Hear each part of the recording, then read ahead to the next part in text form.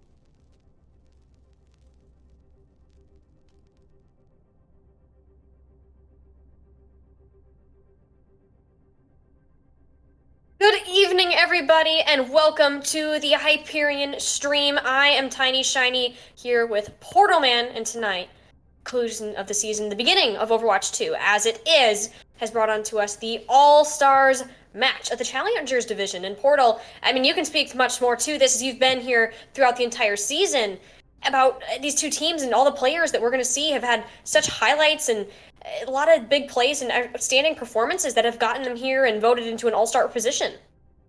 Yeah, just a little bit of matches under my belt. I think I did almost half of them, and yet I still don't remember much because my brain sucks, but it's okay. I'll get through it just fine here. First, today we're going to be going through the Alpha stage. I believe that is the higher division, given now it's called Alpha for this tournament. Or just Challenger? Oh, I'm going insane. I am so sorry. Of course, the first thing I say is wrong. It's just all downhill from here. Don't you worry. Anyways, was the Challenger division, the Platts tournament. So what you're really going to be seeing here and really looking forward is that these teams are amazing. The main players going to look for are Felix and Glitch. Those are the two tank lines that really started kicking it during their runs in the last season. Major thing you do want to be careful though is towards on the Bravo side, the B side. I guess I really want to call it. Two of my favorite players, just JB Rocks and Cannon, both just fun players to really have. They really like to just have fun and kind of go whatever you want at this point. I believe they would have gone Bastion if Bastion wasn't still in the game right now, but unfortunately, that's not the case.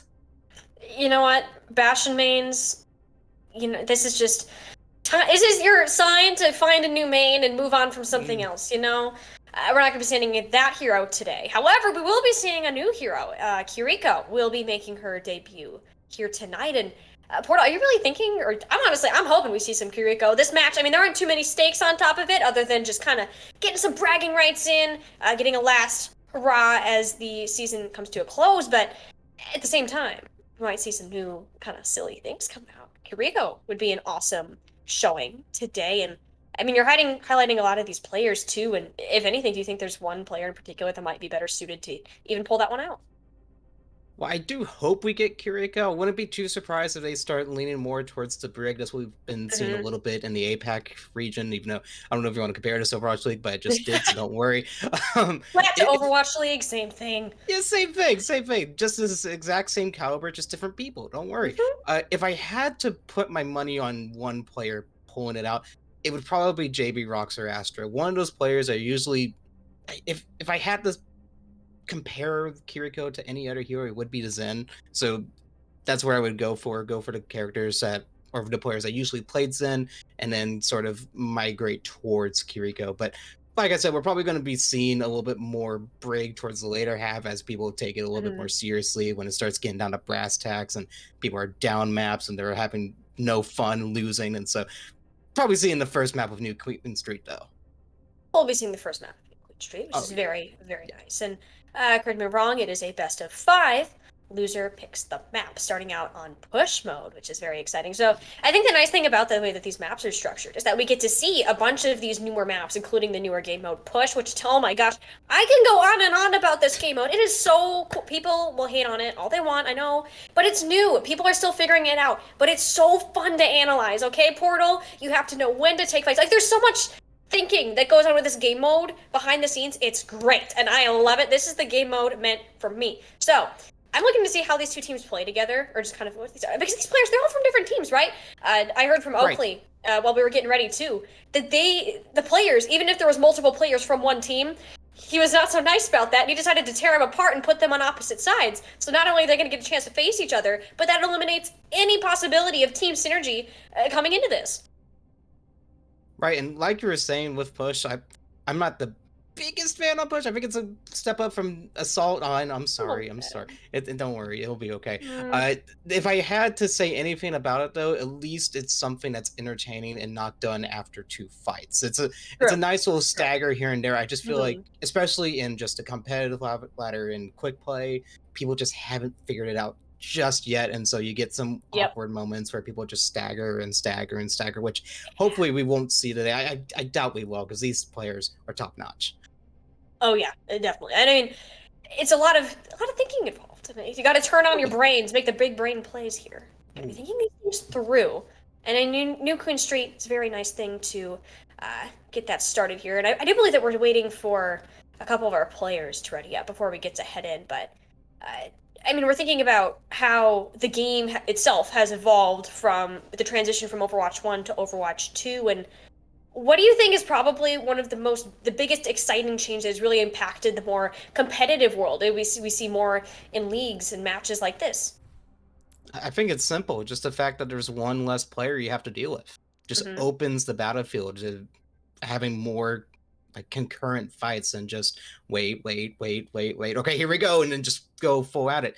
Way more opportunities for players to just have their own moments of I'm going to get this kill, and that's going to do this, and this. The fact that I don't have to spend 10 minutes shooting at one tank anymore means I can shoot at other people, maybe the other tank, or just some DPS. So we'll see if that little, nice little thing I said comes to fruition. But right here, I think I'm excited with Overwatch 2. The state it is right now is something that's steady and at least going to be entertaining for the long run. We're all looking forward to it as Overwatch 2. I saw today that Overwatch had, I believe it was 25 million players in the first 10 days, which is absolutely ridiculous. Yeah. Isn't that crazy? I didn't see it. Oh my gosh. Okay. Yeah. Wow. So if that's any fruition to how Overwatch 2 has affected the life of this game, it's coming back into it, and it gives us hope in general. And this match is just going to be hopefully a nice showing of that, as we're getting our first peeks at the compositions of possibly what these teams are going to run, and knowing what is relatively strong, and I say strong, that's an understatement, overpowered might be a better word. We're seeing that from both sides right about at this point. A little bit. The thing that I've been noticing in professional play is that Sombra, Genji, Tracer is usually what goes on the DPS line, trying to find, those flankers or just that early pick to get that fight in. But then you have D.Va, which is super strong on her own, especially with Apocalypse, Ana, and stuff like that. But with that being said, Zarya counters it, so you're going to see people go Zarya, D.Va, and then back and forth until something goes their way. They're going to continue to do so, and I like that they're taking the fight here around the statue. Sombra is a very interesting hero now, and it's interesting that they decided to reveal themselves right in front of the team instead of behind, and as the Sombra to back out, the damage wasn't there, so the glitch just went right over and shredded Felix's mech, and Felix, the pilot, to fall soon after. So this one's pretty much set and done, at least for the time being, as the robot's going to begin its hike. Yeah, I mean, just look at Zarya right now. Glitch is, he goes down early. I mean, it was good for the start part. He got 80 charge and was able to keep it up just for a little bit, but going down there just hinders their team just for the meantime, though, as Bravo still trying to just hold on. You have to. The Mei is forced to ice block really early. That is Jason, by the way, playing the Mei today. Receives a Bionade, and amazingly lives a lot longer than they probably should have, but that's enough to get this robot turned right back around. See, that's a crazy thing about push right now. The fight could look like it's just, starting to wind down, nothing's really happening, but then with those little late picks from the DPS line, it's back in their favor and just completely changes sides, and then, you know, the other team's like, oh crap, I gotta figure something out, do something different in order to really get back in and reset and get ready for the next one. It's crazy. I mean, Busy's been just a thorn in the side for Bravo. That's just the state that Sombra is in currently. You go back, you can hack while you're invisible, that extra 40% damage. It's absolutely ridiculous, especially if you're able to get these follow-ups. This Glitch is kind of playing in the front line, not really having any of these bubbles. And I do like to see that they are putting the bubbles onto other people. But you're already having to turn around to deal with the Sombra so much. Felix has a lot more room to work in the front line. And now you're hit all with its EMP, and that's probably going to be just set and done there with that EMP. You still expect to win fights, Overwatch 1 or Overwatch 2. The story remains the same. Yeah, I'd love to see this new EMP change where it not only just completely annihilates anyone in its little range, but it also does a little bit of damage to try and help get those kills quicker. Now, great for from Alpha right now is that they do still have their support ultimates up, while Challenge Bravo has about everything else ready from. So the big thing for Alpha right here is just to make sure that Nano gets some sort of value. Maybe that Overclock just gets a nice 5-stack, something huge. You need to do something early here, because I'm also keeping an eye on the Blizzard from Jason. That could be really big if Felix isn't able to take that one away. And Cannon falling so early, there's exactly what you predicted, the Overclock with the Nano, but immediately taken down by the Reaper. That's a really great shutdown. However, you're still down in the numbers game, and it's going to hurt you as the fight continues to unfold here, as Felix is still sitting high and pretty with 600 plus health. Not something to easily take away, and the robot's just going to continue, and now with the forward spawns unlocked, Alpha are going to have a much more difficult time being stopped. Yeah, a little interesting how Alpha was the one that really gave that ult economy up for the fight, while Bravo really just tried to hold back and wait for the right time for it, and in the meantime, giving up the second point. So you want to be careful. You got to use those ultimates, use that value so you can start getting it back into your favor and stop this push that Alpha is just looking unstoppable at the moment. You need to have some sort of win condition, and a rather large one, as the smaller ones haven't been going in your favor, and I haven't even had a chance to get committed. Felix going really low in this mech, however, is going to be great for you. Self-destruct in order to get the remech, though, and the Blizzard from Jason still can't be used because, oh, the Sojourn got slipped, and, okay, Cannon, you waited too long to try to wake him up. I mean, you didn't have too many options there, but Sound Barrier to enforce Busy Bean's EMP has been working out really well. The Graviton Surge was thrown out here, too, and I find that to be a tad bit questionable at the time as the Lucio tries to skate away off the wall, but obviously Beans not letting that one happen anytime soon. Xeno's the only one to fall, which might hurt, which might help. Bravo will come to re-engage here. As this robot is going up this last hill, we're getting into a desperate situation. Very desperate. I mean, the big thing with Busy is that he's been able to ult twice, while both of Bravo's DPS have been able to ult once before, and so really getting that ult charge and just getting that value is huge in this game, especially with the momentum-based game that is Push. Incredibly. I mean, that's a great pick. Totally up into Busy, and Glitch is charging forwards, battle cattle with a maximum potential. No one wants to be near that, and I don't blame him. Just run as far as you can away, out of the range. It's as simple as that. And a great utilization of the Nano despite the lack of eliminations. Yeah, just get that space, get that second point back in your favor so they don't have that future spawn. Exactly. I mean, look how far. They're still not able to find a solid ground as the D.Va is kind of struggling to play in the Orisa here portal. Yeah, a little bit, but you see Busy in the back trying to get that hack, but the hacks are great and all to get a little bit of damage, but without your tank line or someone to really help capitalize on it and get the pick, it's just all for naught. Just get that little bit of ult charge. You know what else we have? We have a 5+ minute Blizzard held on to by Jason. We're finally gonna see it. It's amazing, but does it actually get anybody? Oh, it does get 2. Oh, boy. Oh, able to skate away. No way. Oh, I apologize. I'm just go with Season here. Manages to come up with 3 final blows in that fight, which is crazy considering over nearly half your team was stuck frozen into a popsicle. Yeah, it's insane to see him get those picks, especially as Ana. You don't usually see Ana get a little bit, get those final blows towards the end of the fight. Big thing for Bravo here is that they're using ultimates, but none of them are really hitting just yet. Thankfully, they will have some ultimates online for this fight, but I don't know if it's going to be enough. Challenge Alpha does have beats and EMP, which, you know, we've seen has already worked in dividends. The big thing is just that Felix still has her remix, so that's just a second life for her if she goes down early. It's just crazy, and oh no, Xeno getting the oh, the T-pad. Oh, Was that really necessary, Zeno? Very. Incredibly. I mean, you got a Terror Church on the point, a rather lackluster ultimate, if I do say so, and Zeno actually, you know, the teabagging time at a disrespect, but at least you're able to back it up with some nice shots from this railgun, and this is why you see Sojourn going on the field, you need to have him here the majority of the time here. I mean, you have to. I think it's a new form of CC that if you do DPS type of character, you have to run over and start teabagging, no matter what's going on in the fight. That's just part of the game at this point. Big thing for Bravado is that they were able to get those ultimates out of Alpha, so they should be able to recontest this pretty easily. Yeah, BDG though, with this sound barrier, I need to see this being really well timed. Do you know that you have the overclock coming up too? So you need to be prepared along with the nano. The BDG still hasn't opted to use it. Bionade onto the Diva, just gonna be a retreat. And I love how controlled that Alpha are playing. They know that they have a significant lead and don't really need to push the robot up any farther than they need to. Good old Timmy here. They're just gonna keep walking backwards. I mean, that's a great thing about push, though. You can have those little bit like, do we really want to use our fights here, or do we want to just play defense? And right now, Alpha, they just really need to play defense and look for the right moments. I mean, look at this. Zeno's just getting all these shots. Oh, and an overclock with 2 and 3! Onto the Diva as well. The Orisa, excuse me, make it 4. All right, Zeno.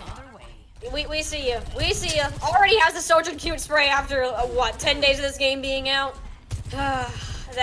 We can see how much you've played this hero, and it's working out for your team, to say the least.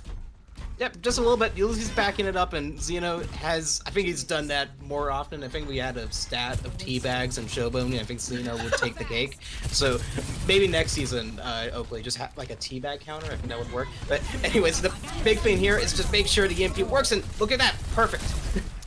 Yeah, very perfect. You caught the Somber out, unable to translocate. Easy pick along with the nano boost onto the Orisa. Don't expect your already pretty much invulnerable tank to die.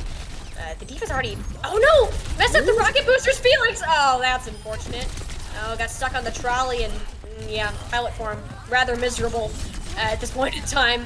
And Glitch. He's able to go through, but Zeno still up high on the background and needs to try to power slide out of this, if at all possible. Yeah, but he's also purple, so it's gonna be hard for him to get out, but... Oh gosh, he just doesn't miss. Look at this. Oh, energy spear though. Nice shot, but the Orisa is so low. Get this javelin spin up and just in time. Zeno, a quarter of their health pool remaining. Gets the pick off as well, and okay, that's just also 1, great support, and 2, Zeno doesn't miss. Yeah, it's just going over and over again. When you think that they are just down and out, Zeno just hits those shots and keeps them in the running. And look, the bot really hasn't moved sides too often here. Alpha is just holding on to control and just keeping it up here. He might try and capture. With only 40 seconds left to go, though, they just need to win this fight or just one fight in the next 3 minutes. That's what Alpha needs to do, but Bravo, you have a long path ahead of you if you want to try to come back and win this. And probably should start by taking Zeno off the high ground. Accomplish that much. But this robot, long path to go. And not too many win conditions to go with here. This sound barrier is really going to be necessary to try to counter out this team, give you at least a consistent fight when here, that nano boost onto the Sojourn as well. Doesn't have the overclock. Doesn't even need it though, because Felix will pick off 1 with the, well, Torb and his turret. I guess for 1.5 kills, we'll count it. Payload already in overtime. Felix, what? Oh, Astro just got the full Sojourn experience there, and this is going to be end of the show for New King Street as Zeno moving all the way up to the spawn to try to finish them off. Cool. 1 last toe onto the objective, but this one has been set and done. Challenger Alpha up 1-0. Beautiful from Alpha there. Just the amount of times that they lost a man early, just regrouped for a little bit, let that charge come up from Zeno, get those kills back in their favor, and then full push to keep that bot on them. Like, look at this. This was at that point here. They were down, I believe, 1 or 2 people here, and then with that nano, oh, it even canceled the overclock. I don't think I realized that. What an amazing play from Zeno to really kick things off for Legends. Nano to overclock. That's about it. So, what else can you really say? It's an insane amount of damage. 130 for a charged body shot, and what, an extra 65 damage, if I'm doing my math correctly? So 195 for a full charge shot with that nano boost. Just crazy, you know? Beautiful. Moving on from New Queen Street is we will in this All Stars match is again it's more for fun, just kind of showcasing these players. We will be, however, seeing new players coming into the lobby as everybody will be getting a chance. I believe that there are 8 players on each roster, so it will most definitely be seeing some subs here as we move into our escort map, taking a rather unconventional approach to our map order, as you may see in other areas.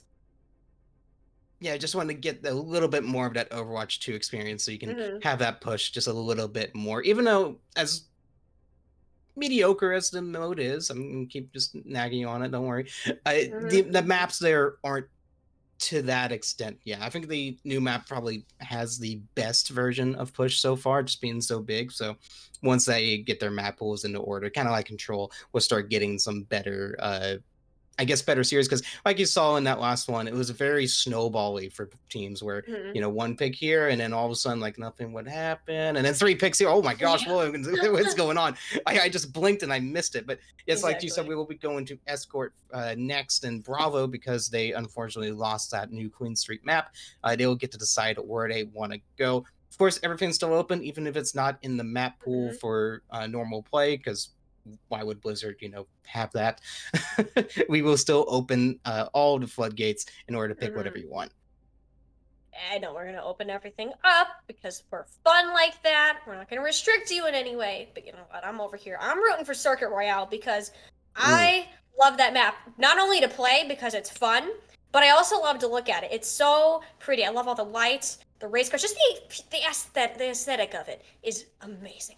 I love that map with a passion. I also love the hero Sigma. So whether that's actually played or not, Circuit Royale. Bravo, if you can hear me right now, please the caster and pick that telekinesis. Yeah. map.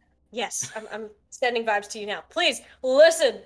But otherwise, I mean, obviously there's other map choices in. I believe Rialto's in the pool. Pretty much Yes. everything but Havana, I would imagine, right? So I don't think they have added Havana into even. Havana's in there. It's just not in like the rotation, sadly. Okay. Which I mean, the weird thing is that there were so many changes that were open to like play tests and stuff, but then when they Mm-hmm. actually got to the game, it's like it's not ready. Don't look. It's not here. It's just don't look. It's don't please. It's our No. stuff. It's a weird system they do, almost like kind of like that. What was it? Splatoon that does like 2 maps every 2 hours or something. I think it's in that sort of vein. Oh yes, yeah. I'll just be quiet for a Circuit Royale. second. Yay! Okay, I'm You do sorry. it. Go ahead. I'm No, done. no, I'm no. done. This I is got all it out of my yours. system. Go talk. Enjoy Okay, Circuit okay, Royale. okay, What is it fine. about? So we'll go to Monacal with Circuit Royale. It's a very vibrant map, beautiful. All joking aside, I do have a soft spot for Monaco. It's one of my favorite kind of, you know, aesthetically, I like how it Yeah. looks. So that's the major thing. So I'm excited when they announced it and that the payload would be an actual F1 car. So Mhm. a little bit of a soft spot to just be like, okay, I'll play it for a little bit, and I highly enjoy it. Probably one of the best new maps of the game so far. Yeah. Yep. I love this map. I think I have like 100% win rate on this map ever in Oh, competitive. It is that fact check fun. that. Yeah. Fact check my profile. That is currently. I don't know what's up with our profiles right now, but we're going to talk about that. We're going to focus on the good parts of Overwatch 2, such as the addition to this map and the. This map is actually interesting because it's one of the few, kind of similar to King's Row, that almost is developing its own set meta in a way. A little bit, but at the same time, it's still a little bit more Yeah. fluid than what King's Row was during its heyday of like the little Hmm. later seasons of Overwatch, where you just run Ryan Diva, Ryan Zar. This you can kind of experiment a little bit. I've seen Hmm. Sig work best, but also seen Zari, even sometimes Diva work just as well in certain Yep. cases. Just all depends on how the team really wants to work together in order to really push this through. If I had to guess for this one, you probably want to just go for what's your comfort pick, because even though these players are some of the best of this league, you kind of want to just go for what you know best to really show that what you're doing and you can help your team out. Yep. That's a good way to go. Uh, and what's interesting, we can actually see that we're in the lobby now, that our subs are now up on the table. Quite a few actually coming in, and as well as a couple role changes now that I'm Yeah. seeing from mainly Alpha, but Also, Mudkip coming in, and your favorite is you actually gave him a shout out earlier on, JB Rocks. Yep, and just as I said, he's going to start going on Kiriko, which has been getting a little bit of playtime from the professional side on Circuit Royale specifically. So it's interesting to see. Oh my gosh! Okay, well that's a statement. Zeno was already talking smack beforehand, even after the match, and now has just shut him up for a little bit. This is the great thing about Circuit Royale, just those early picks that just really just like, okay, I'm just going to hold back for a little bit now. It's okay. Not only is that a message to be sent, that's also a message of karma right there. A little bit. Don't talk smack, or cool puppet will find your head. Essentially, is what we're looking at here. I mean, already we're seeing the push up, and you need to with the Zarya on the field, as well with Jason moving over to the Reaper. Zarya Reaper is such a great combo, and Mudkip putting a bit off more than they could chew, as well as those kunai to the head do an insane amount of damage, not including the extra from the Discord. Yeah, they're just playing a little bit too loose right now, just pushing up way farther than they really need to, because Zarya, as great as she is, she doesn't have a lot of movement to get back if something does go wrong, and with that little early pick, you know, you do have that momentum, but you just want to hold back just for a little bit longer in order to get that charge, really help your team get to that choke point with the payload. Yeah, I mean, the Zarya is already moving forward, so you can see the payload has actually moved under this bridge while Squanchy's up. So we're playing a bit of a ring around of the Rosie. Not ideal for a Sigma competition that's not going to thrive playing close up like this. Thankfully, is the grasp in hand. That's funny. To actually negate a lot of that damage. And Zeno, nice shot to end that down. One of the support players is going down. Zenyatta falling. Could be key in this fight, but oh, Zeno. I know my mic peaked there, but that was worth it. It was all worth it because those were just two insane shots back to back. I think he got it back. I think he's just like, okay, I see how it is. You want to try and karma? Nah, not happening. We're going to go 3, 4, 5. Just you wait. This is only the start of New Queen Street. Got plenty to go. Big thing for Alpha right now. As much as Zeno's doing, look at the rest of the ultimates from both sides. They're already heading up, so just having those ultimates land is going to be the key after that well-placed shot. 100%, we're already seeing the Kitsune rush here. First one that I've actually seen in competitive play, which is very nice, but Felix falling so incredibly low. As Mudkip has the charge as well as the willpower. Smart moving upwards. Solo grab on Zenyatta, who was just a couple percentage points away from the Graviton Surge. Nice cryptic flex though from Squanchy. Possibly able to turn this around, especially the follow-up from Squanchy, but you need to win this fight on the payload. Please tell me you're able to get this out, but looking a tad outnumbered as the rest of the team just wrapped behind the tank, so they're on payload and got the rest of the 4 players down. Yeah, almost an ace for Mudkip at the end. There was a good grab in order to just make sure Zen was just out of the picture. Probably trying to pop Transcendence in order to get that ultimate out of the way, but it was good for Alpha to hold on to it because I don't think they're going to win that fight either way. Very aggressive play from Alpha, trying to get those picks early, but it backfires. That one shot, had they hit that one shot, they were at the right spot, just a hair off target. And it might have got taken away the Ash life, at least with them as they fell down themselves. But nice position from Zeno for Alpha shot. But again, this objective here is the one thing about Circuit Royale that can be kind of annoying, is this hairpin curve. So tedious to move up. The Bob, it needs to be unleashed here in order to zone Mudkip out. And, you know, honestly, I would expect a soft reset from Bravo just to get their tank back here. Right, and not only that, but just Bob just in front of you. There's not a lot you can really do. Yeah, you do have Zuzu. It just gives you a little bit of value, but there's just so much there that you just kind of want to wait for Zarya to come back. Maybe try and go for early picks like John tried to a little bit earlier, but just not able to find anything just yet. Big thing from Alpha is just stalling out, getting those ultimates back, because they used a lot in that last fight. And with Bravo not really using anything in tow, they're going to run and try and balance the difference. You're going to need to. You lost your Reaper, who's thankfully back in the fight. Not willing to do anything, but as soon as JC gets back, Puppet sends right back to the spawn to take their place.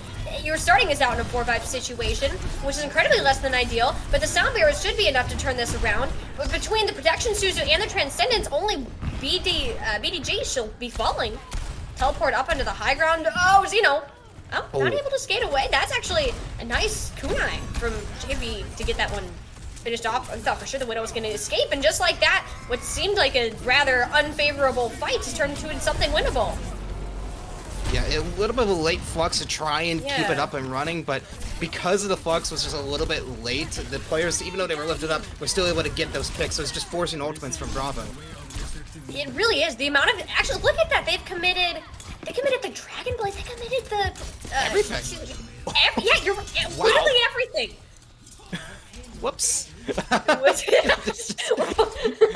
Just like we could, you know, we can just use beat here. It'll be fine. Like, okay, maybe a grab that might help too. It's like blade, yeah, we'll blade too. It's like, okay, we'll just throw everything on the field. You gotta be careful that sort of happens a little bit in these kind of compositions where everyone just gets worried that nothing's really hitting. So you want to make sure that something does. So might as well throw it all on the table, see what sticks. As long as one sticks, you're perfectly fine. Big thing for Bravo though right now is just trying to get that charge up, keep that advantage, because once they keep that advantage up, that's how they're able to just push through without any worry. I mean, neither team really has that advantage right now. Both down an DPS player, and these ultimates are rather limited at the moment. But actually, Kitsune Rush in this narrow corridors in this casino is incredibly powerful, forcing players to rotate to the high ground, which is surprising to how many players don't choose to not really play up there. It's paying off, however, because that Kitsune Rush, all those cooldowns accelerated as well as the rate of fire. Don't want to be sticking way too past your welcome.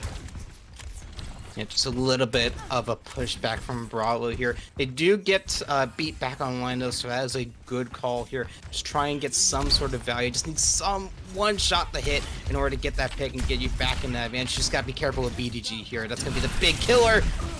Oh! Never mind. I stand corrected. Sir cursed him. Yeah, Caster cursed him. Portal, how could you?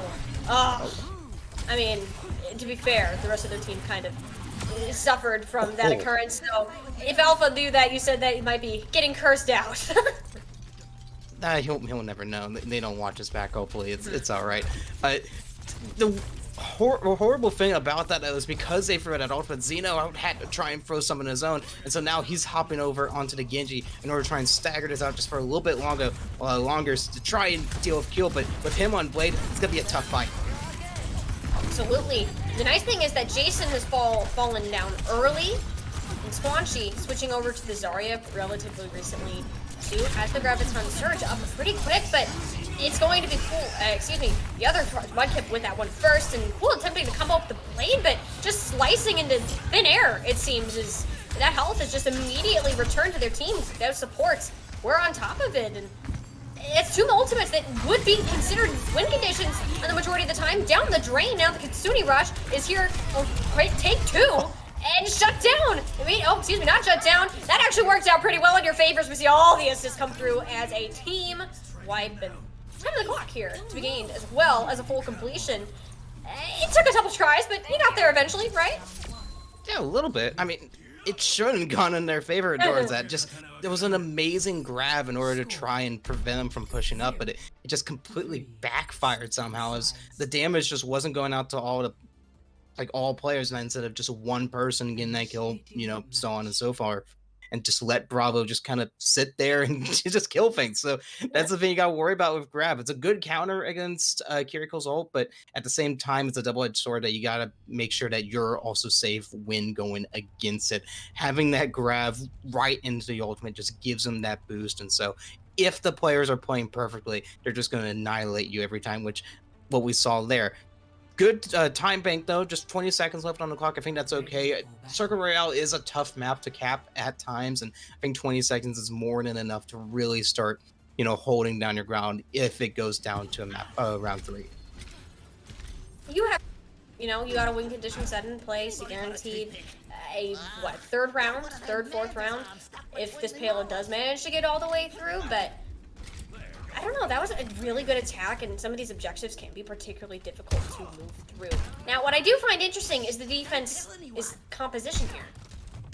Yeah, a Junk Torp. What? This is strange. This whole thing is strange. I see what they're doing. I am here for this, Portal. I go for it. I have no idea what's going on here. This seems completely foreign to me. Welcome to All-Stars, where apparently not only do we get to see the star players do what they're good at, the best at, but also try brand new things that have never been seen. They're rushing out. It's like something you might see with a Reinhardt comp, like on Dorado, for example. But you're just charging straight in the other way around, and you're already rotating back into the room. This is so strange. Oh, okay. Now you're in trouble. A little bit. A little bit. It's unlucky there. I mean, it was a nice attempt to try and have a full barrage catch him off guard, but Alpha has already been on their game so far. It's going to be difficult to have something like that work, especially when Bravo kind of went all split when they saw like, oh, we all go Sig, and then everyone went for Sombra or Sojourn and whatnot. Just got to be focused on your targets. You know what else is rather unfortunate? Oh, the support's trapped in this fight room gosh. together. While this payload is like halfway through this point already. And Squanchy's like, these guys haven't died yet. I'm taking things in my own hand, going all the way up. But your tank's fighting the two supports who have basically not died because they're just rocketing each other. Okay, there we go. There we go. But in the meantime, this payload's been stopped and Alpha's lost several of their players. I think it was kind of a moment of Sig trying to 1v2 two healers that were only healing. They weren't even trying to get the kill there.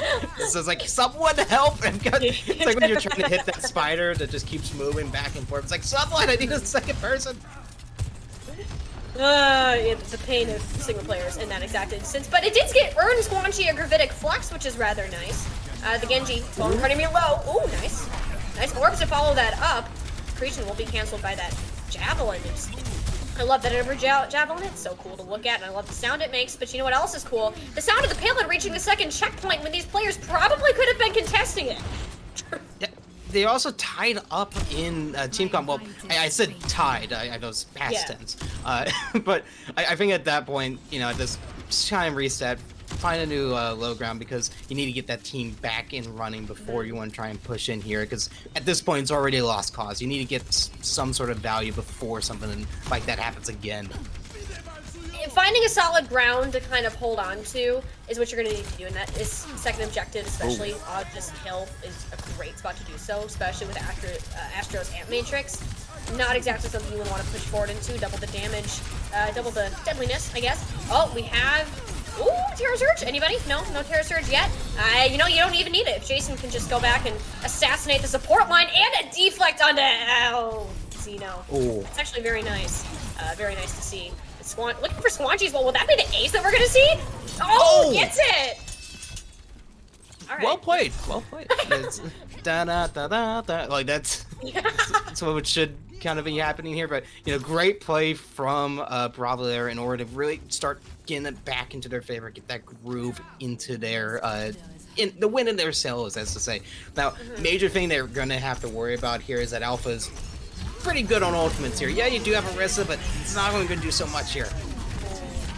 Yeah, I mean, it did manage to get the Sojourn, and that's something, as well as Red Dragonblade from Jason to kind of hold these players in their spawns, and you don't typically see a spawn hold on Circuit Royale either. I guess you kind of need to a bit more with Orisa, and if you can just keep your Hanzo on the high ground, Genji moving up, it's a solid selection. Right, but at the same time, you do want to hold this little low ground area as much as you can because it's really difficult to hold that top arch area. So just trying to keep them in the low before they have any chance is ideal. Exactly, and Dragon Strike. I don't think you found nearly as much value out of that as you wanted to. But the Tsune Rush forwards, the angle's a bit strange, but the range that its effectiveness is perfect down to the second. Oh no! That's just. Oh dear. No one saw it. Don't worry. No one saw it. just cut straight to him. Nope. We're good. We're good. All good. I think that's 4 now for the teams. Okay, so let's just keep them coming. Oh, beautiful. I love how the arrows bounce now. It's such a great mechanic that definitely wasn't in the game beforehand, and now just dumbed down to a little bit better. You know what? Yeah, exactly. We saw nothing. It was never here. Brand new mechanic. Appearing. You know what else is a brand new mechanic? This ultimate from Kiriko. Moving these players forward, as well as the Gravitic Flux. You've had enough time being spawn held to build up enough ultimates to turn this around, but I'm sorry, but Astro has managed to get to a third? Okay, I'm sorry, but is Lucio 1v3ing in the backline? 1v4ing, yeah. No way! He's managing to do this himself, so finally Squanchy will be able to squash any potential hopes of getting a 5k there, but that was still crazy, the amount of value Astro was able to find. Yeah, but they took a while to start getting that value. See, the payload has gone so far back that with only a minute left, you have to win these next few fights to even have a chance at capping and keeping this map going. Big thing for Bravo right now is just to stall out, get those ultimates back up again, because beat's going to be key in order to deal with Xeno at this point. You're holding onto that ultimate as long as you possibly can.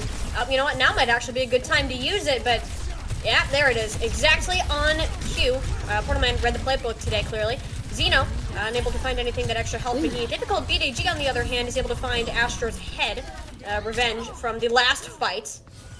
Will be falling themselves, but the numbers are largely favoring Alpha as this payload's on the move, as well as Xeno, pushing all the way up as far as they can to get as many potential staggers as possible.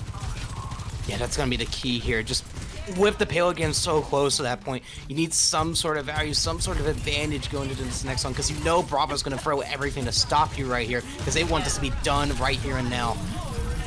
They're going to Dragon Strike and Terror Surge layered on top of each other. Unfortunately, quite counteractive, pulling players in, and as they've already been zoned out by the Dragon Strike, BDG unsuspecting of the Assassin Sword Ninja just randomly appearing behind them in a poof of smoke, just to be disappearing shortly after. Cool Puppet, nice one as well, and Bravo are looking to shut this one down right here, right now, not even let the third objective be unlocked. Gravitic Flex, last-ditch effort, but Jason on the cleanup crew today give this guy a broom because they have closed out this map. Bravo tied series 1-1.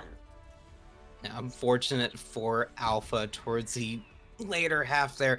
It was interesting to see that they were starting to get a little bit of a group. I feel like it just came out just a little bit too late. I mean, look at Bravo here. It's just so difficult on a map like this to keep that momentum running. So once you start hitting that brick wall, you just got to keep it going. And I mean, I love a good casino rush, especially when none of the kills come from her. That's great mechanic. I think the play of the game might be a little bugged, but it's all right. It was a good grab in order to try and prevent it, but just didn't work out in favor.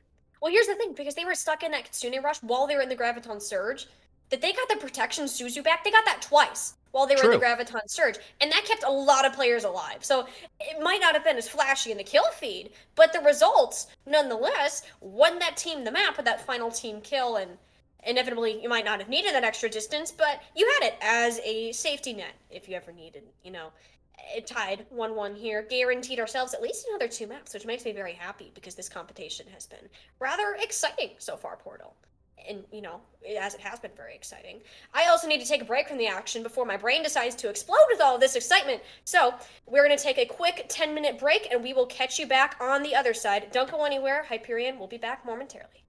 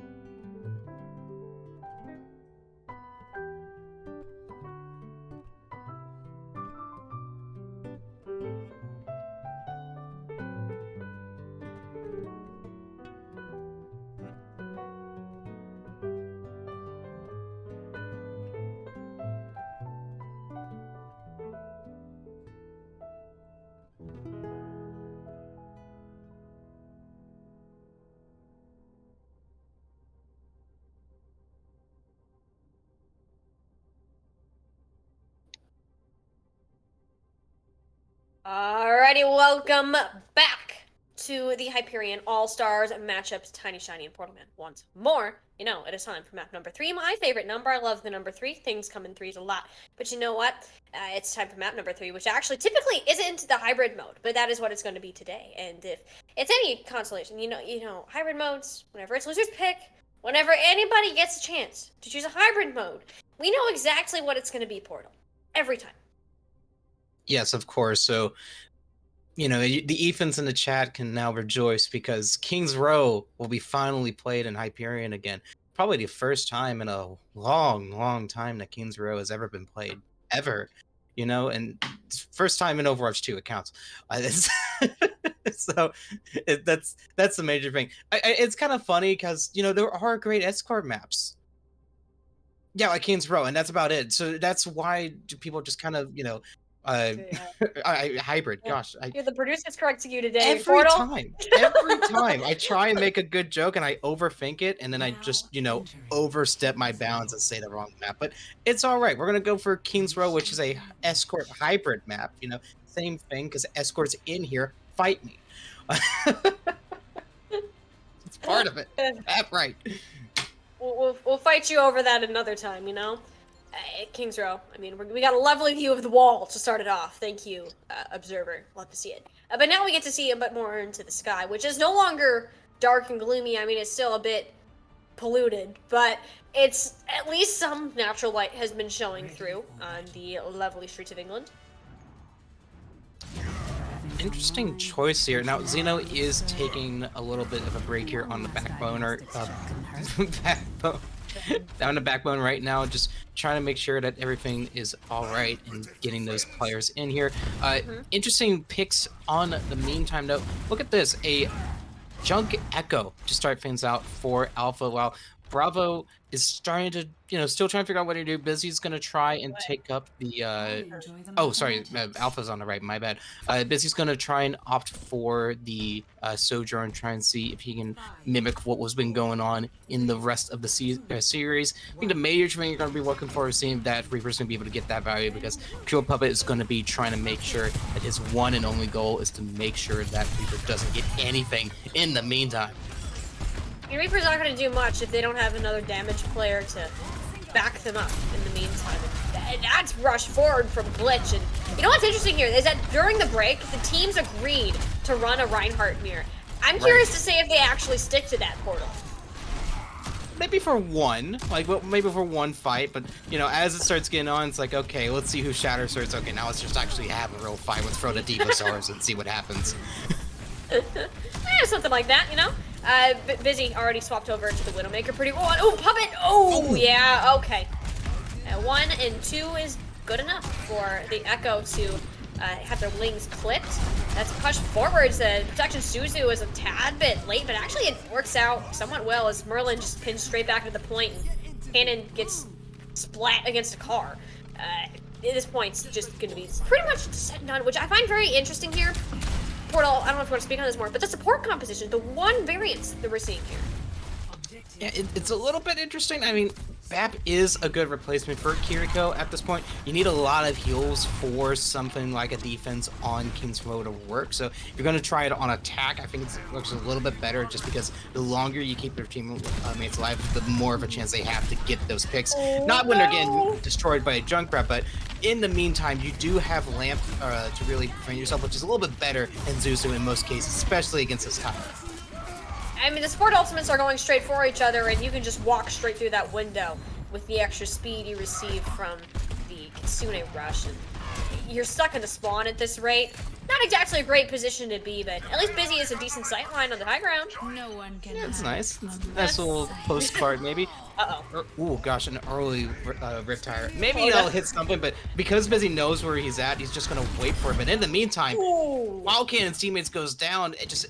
Getting that 2K does help balance it just for a little bit, but with all those players just falling, it's just a reset for now. It just took a little bit too long to really find that value with the tire. Yeah, it takes such a long time, and we're seeing Busy having to move forwards, and thankfully your spawns are close enough that Rip Tire isn't going to get that value, like I said. Right. you're able to re-engage relatively quickly. Now the Earth Shatter from Merlin did get denied, if I'm not mistaken. Glitch, however, does have one that is not denied and hits 3 players. Counterpin, though, coming through as Busy is on the back hits 2. Just straight off the Earth Shatter, been practically nothing. It was rather just taking a nice nap and said, oh, we went for the 360. Really Busy? I mean, I get that you just took 2 people's heads off, but if you can hit that, then that's a whole thing, you know? Yeah, exactly, play the game. Give it a highlight reel later so we can all witness it in all its glory, but either way, the payloads, you're gonna get the same result. Payload still moving through the London streets, and not too much to show from it, as Bravo are struggling to put their foot down. If the play of the game doesn't factor in 360s, then I don't know what that is factoring in, if anything. Big thing for Alpha right now is just try and find retest. They're not going to be able to touch just because of where they really took that fight just a little bit too far out, so they couldn't get the reinforcements in time.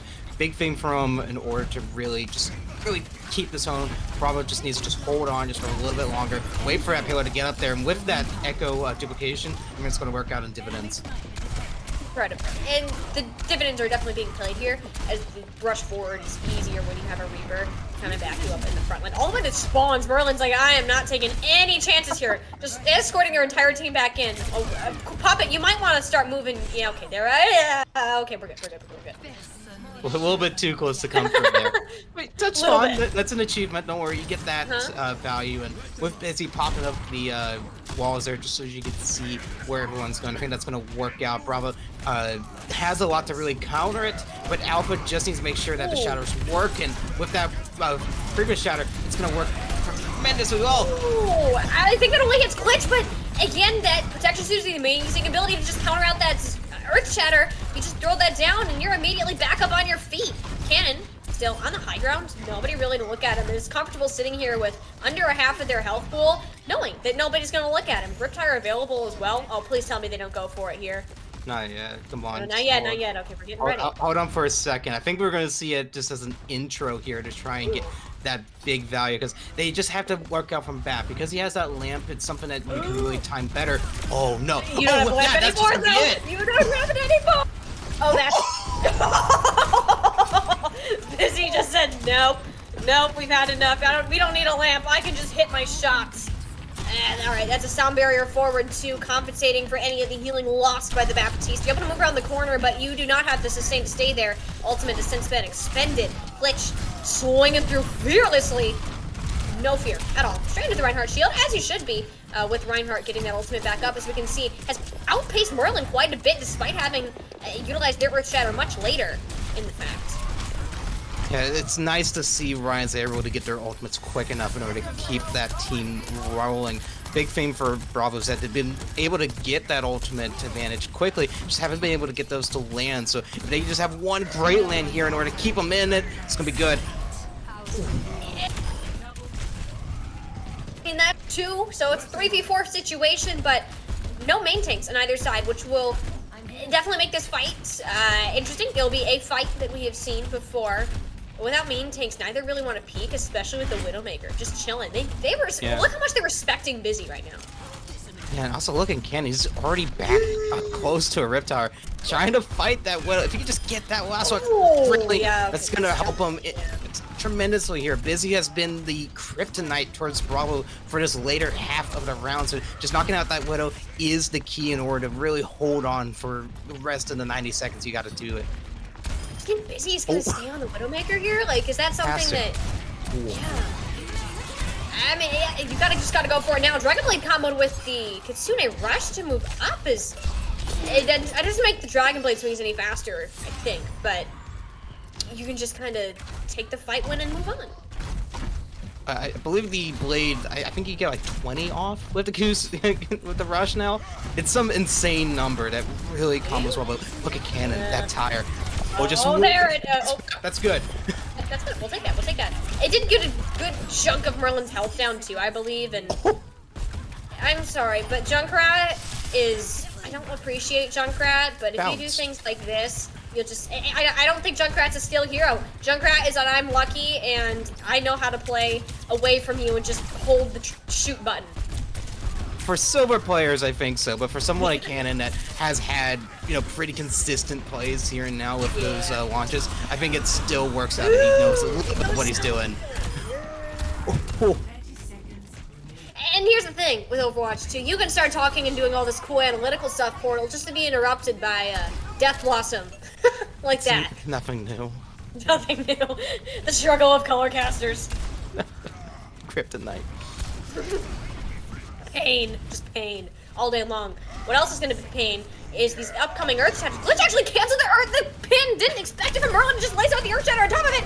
Swinging away freely in the back left of the Earth Shatter! Countered in from Merlin. Actually will be taken out themselves, so not too much value to be gained, but this hold will inevitably be rolling through as all the blue players have been eliminated. Bravo!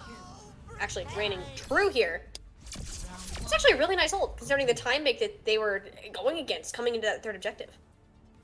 Yeah, Kin's Row, I think it's a little bit different than what we saw in Overwatch 1, where I think it's just a little bit easier to cap for the attackers here, given how, you know, early picks here really helps you out in order to really push through, and you don't really get that. You know, it was a weird spawn for the Observer. It's like you got sucked down into the end. What was the Upside Down? That's it. I don't watch the show. The big thing with this sort of time pick, though, is that it's still very winnable for both sides. It's a kind of a middle ground right here. It still can go either way. Bravo did have a great hold in order for that third point, but that second point was really sloppy in order to try and stop him for a little bit. Did work out once in order to like spawn hold him for a little bit, but after that happened, it was just a clean wipe all the way through. So Alpha, knowing what's going on here, they know that Ryan's going to come over here. I think something that I forgot to mention when bringing up even Kiriko is that because she can wake up shatters and you know that they're going to have double Ryan set up here, I think Kiriko is a smart choice here. Get something to really help you out if that shatter doesn't get blocked. Of course, it would be ideal if it gets blocked, but if it doesn't and it goes onto your teammates, it's nice to get him back up with that Zuzu just in case so that you have some sort of reinforcements and just not a complete wipeout after an unlucky shatter. Yep. Rather unlucky, actually, speaking of that, for Busy to be stuck not really picking a hero until much later on. He will not be in this fight for the immediate moment, but, I mean, Sojin can move pretty quickly and has already returned. And, you know, Ken's still in this Junkrat here does make Alpha be somewhat cautious, just afraid of this Junkrat spam. As Busy is understanding firsthand why you need to have that caution, but the Bionade on a Glitch, what a great protection Suzu from JB Rocks. I can't imagine how that could have turned out for Glitch had that ability not come through. And this point capture, very similar to their opponents, is going rather quickly. But there will be a recontest this time. As Glitch, okay, pins off into La La Land pretty quickly, and Kiriko getting swept up, doesn't have the Swift Tech to escape either. Glitch falling, and JB stuck in an unescapable situation too, and yeah, that's Reaper for you. Yeah, a little bit. BDG's been getting a lot of value for Reaper recently, which is a little bit surprising given how these teams are playing. Because of how grouped up they are, it's really hard to get those little stagger kills with someone trying to flank or going on their own reign. So BDG's still going face value right at him and still getting that damage. Is crazy. What is Cannon doing? He's playing his own game. Don't worry. 4v5 for Bravo here, but that's just Cannon's fault. I mean, they know that Cannon's behind them, and they lost BDG, so maybe they either A, spawn camp BDG, or just turn around. And guess what? There's a Junkrat behind you. But who cares about that if the point's already been captured? Glitch! That's six now. Glitched. That is... What is it with these players today, huh? What? I would do the same thing. I don't blame them at all. This is amazing. Like, this is, if you're gonna try and dominate someone, you want to show dominance by just doing it over and over and over again. It's a very classy move in Overwatch 2. You know, new game. I do find it funny how Alpha is, you know, trying to hold on with these ultimates here, but because they're on an Ana against Kiriko, everything she does is just getting counteracted by the other healer. So you want to be careful and make sure those cooldowns are in your favor and not the other way. They're definitely going to be down with that play. Okay. Blossom, fire, death, team kill. That's my play-by-play analysis of that fight. Yeah, I mean, that was just about it. Just one Q happened on one side, the other Q hit everything else. So that's your issue. You just gotta make sure that Q doesn't do as much damage as the other one. And because of that, BDG just gets a nice 4K at the beginning there. It's a little downside of that. It's that they're all clustered up. And speaking of clustered, early pick from Cannon, but because they were clustered up like that, he's not able to get that value. I mean, you get BDG when you're trying to rotate back to your team. Look how separated Merlin is from their objective right now. As well, you're seeing two players trying to get their back, and Merlin eventually will be going to help the rest of their team, as a trusty tank player should be doing. As the payload will continue its journey, but busy with overclock and a sliver of health. You might have wanted to wait just a tiny bit longer to get healed up, but I respect the guts that you had. Keyword had. A big thing though is that she had the shield up and just wasn't expecting Busy to throw in the slow field that really deals damage just a little bit. Just that little tick was able to just kill her at the end. So something I want to be careful about. Even though that shield's there, some things can go through the cracks and start doing damage and completely annihilate you if you're not careful. Annihilate is a strong word, but the correct word in this scenario is glitch. And Merlin actually shatters hand in hand. Oh, that one got denied by Merlin. That might have been the first one, but it's still one that you've been able to block. Actually, solo onto Astro, and BDG has taken their turn on the cleanup crew, picking up that broom for themselves, stealing away from Xeno, who's no longer in the fight, and the payload eventually moving backwards, which is nice for Alpha to get some sort of stabilization. How did Merlin backstep back into block the shatter there? It was just tremendous footwork in order to really keep them in that fight. Because had that shatter gone off, maybe like Alpha would have been out and Bravo would be able to cap here. Cannon, though, not punished for playing aggressively, and they're going to fight it because now he has Tire. A lot of times this happens to Cannon. I don't know what's happened at this point, but I'm more focused on the nano boost that was thrown onto BDG. Actually, that's been expended. So, you know what? Now we're going to focus on the Riptire from Bravo. Wants to get more than one this time. We'll be getting more than one, but Busy is a nice casualty to take with you in your own name. Is the Anna feeling rather lonely? Lonely grandma, lonely old lady, requires some assistance in the back. You know. It's close. I was hoping that would push them into the void there. It was so close, but unlucky play for Merlin in order to keep himself alive. Big thing you just gotta be worried about here is that Glitch does have Shatter, and Merlin just hasn't been able to get that charge so far. So the big thing they're gonna have to worry about is that DPS. DPS have to hit their ultimates before Glitch gets that big Shatter. You have to come up with something. I mean, Glitch got really low there. Technical Shoes is the only reason they were able to get healed up. The BDG is able to get into the back line with that Wraith. Form comes up with two. Cool Tree's out for one, but BDG with a third would probably be the cherry on top of this Overwatch ice cream sundae cake. I was gonna say cake, but that doesn't make too much sense. I want you to put cherries on cake. Cake's, yeah. Not always go cakeless. It's not. It's nothing to do with my name at all. Do not worry. I will say, just Cannon having that early tire, only getting one, he's already back up at 60%, almost 70 now. So it's almost like it's just an ability at this point. The fact that he's just getting so much ult charge so easily needs to be considered from Alpha, because those tires have been the difference in these fights. Incorrect. Yeah, those tires have been an immense difference in this fight. Oh, the Kiriko moving up, and you don't find too much with it. I mean, the range there is nice. Oh, this 180 turnaround from Glitch to get that Earth Shatter. But your health is low, and you're in a very scary situation. The later Sepulchre ultimate usually is the better Sepulchre ultimate, except for if you're Glitch.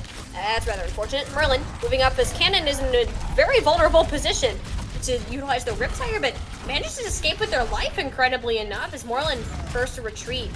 Look how close that payload was to getting to that golden box of victory. So flipping close.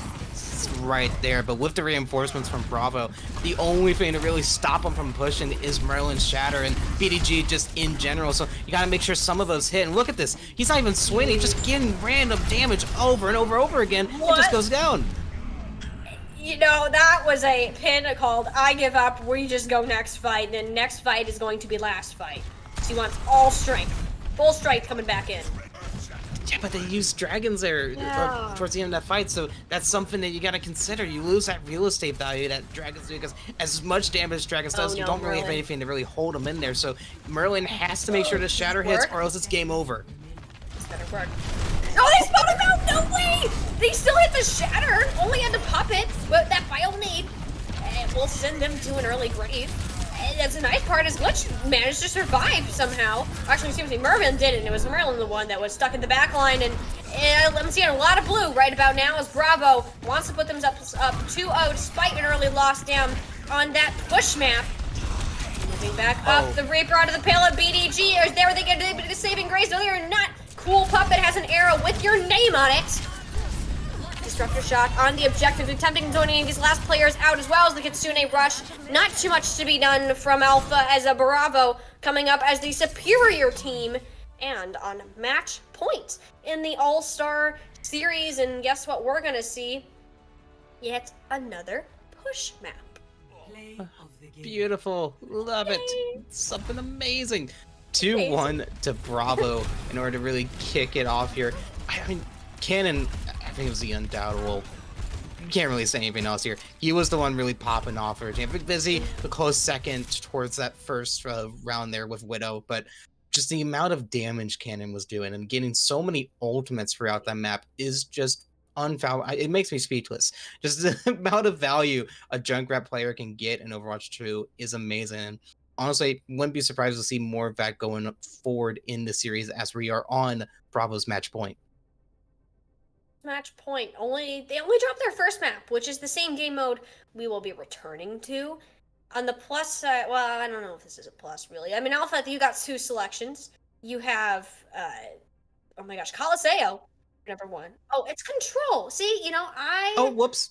That's all right. It's my turn to have a brain fart today, Portal. I've just been having so much fun and not taking this seriously. I'm just letting my brain go back to wherever it normally resides, which typically map 4 push, but not in this instance. It is Control, though I forgot those rules have been swapped. So Control, Alpha's choice, several options into play. Do you think there's necessarily one that might be favorable with the success that they've found in the past maps? If I had to guess, probably Ilios, maybe. Only because of Ruins. That's about it. Because that's a huge hit scan heavy map, but that's the only problem here is that Control doesn't really have a lot of hit scan options. So I think if you want to place your bets anywhere, you want to go for which one you're probably going to get the most likely value. And I mean, I think Ilios might be it. Maybe, I'm brain farting on this again. Nepal, that's it. Nepal might be a close second, but I think that it's going to be a toss-up between those two. Here's the thing, though. You also say hit scan. We're forgetting about Circuit Royale, where Widowmaker, Sojourn kind of ruled that game, even Ashe for a little bit, too. So, and Alpha still didn't come on top there. It might honestly be dependent on a couple of substitutions. I believe we've seen everybody play at least one map at this point. So now it's kind of a matter of rotating who's going where, figuring out, okay, we've seen everybody. Now, who do we get to see a little bit more of? Because you want to put your best foot forward for either side to either end this here or extend this all the way out to a map 5. Yeah, and speaking of subs, it does look like that Astra will be back for Bravo, back on support. If I remember correctly, there's a lot of names here, so I have to juggle just about everything in my brain in order to try and figure out. Oh, I just clicked the bad link. Don't worry about that. I almost just broke my computer, but don't worry. Yes, support line. Yes, Astro usually going on support, which I guess screw my name because it just swaps over back to John on support. But it's all right. It's okay. We learn and we keep going, and nothing happens. Don't worry. It's funny to think about Jason. We were also talking about this a bit before. So we're like, what do we, is obviously it's in Korean, but the other thing we were looking up before, what is the meaning of Jason's name? So we ended up asking him. They're like, we don't know, we just typed in random letters. So I mean, maybe that's just Jason's personality, a little sporadic and a little bit here and there. I mean, we've seen them on DPS, we've seen them on supports, and have played rather niche heroes, I guess, sometimes. We've seen the Mei, It's a word, yeah. It is a word.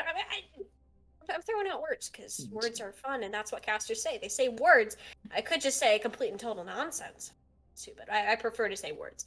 I mean, it could be worse. It could be worse. True. You could forget what the back burner is and say something completely wrong. That's probably that would never happen. Gosh, it's like, oh, whoops. But while we're waiting for everything to start getting settled and figuring out who's going to play who, because I guarantee you from at least Alpha side, they're still trying to figure out what to do to really counter what Bravo's been doing so far.